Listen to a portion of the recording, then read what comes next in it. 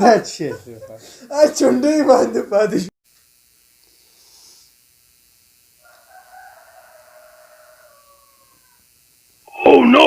ها بلال وروره والا ته اوس څه د کاروبار ته څه کې زه چې وکړم ما خان وروره نسوار خوا چې خو د دې په باره کې زه درته یو دوه خبرې کوم پوه شوې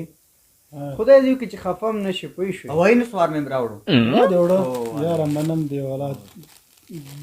ډېر څه نسوار دی راته راوړم بیخي شیرخانه ها وروره هسې درته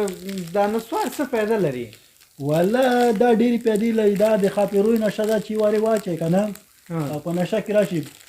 دا ډېره خسته نشه ده دا چې کېږي دا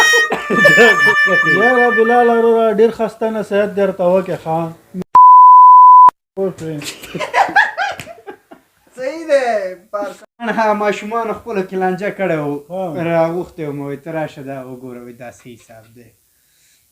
بس خو بس خلاص مې کړ څه لانجه ښه نو تاسو دا اوچته ښکاري هلته کیمره کې نو دا